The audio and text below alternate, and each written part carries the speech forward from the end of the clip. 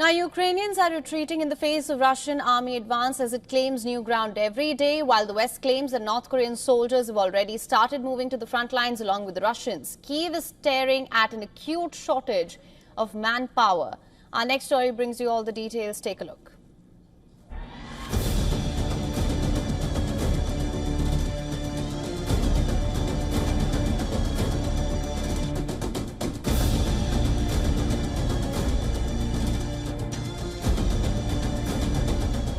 Ukrainian forces are particularly stretched in the Donetsk region, where superior Russian firepower and numbers is forcing Kiev to give up entire villages and towns.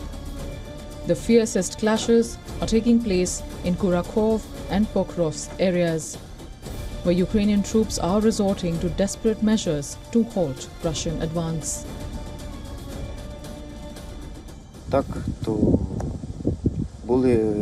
So, there were different moments in my service, shellings hitting landmines by car, and sometimes I suffered from panic attacks.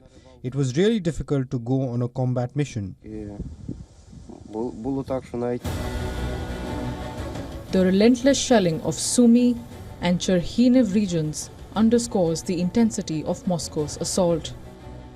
President Zelensky has been appealing to the US for more weapons and support to bolster Ukraine's defenses, but he faces an immediate crisis: finding enough soldiers to hold the line.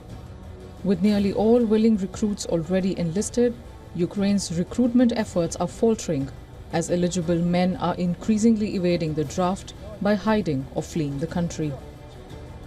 Kiev has intensified its search for new troops, conducting spot checks at high-profile venues, from concerts to popular cafes, underscoring the rising urgency of Ukraine's manpower needs.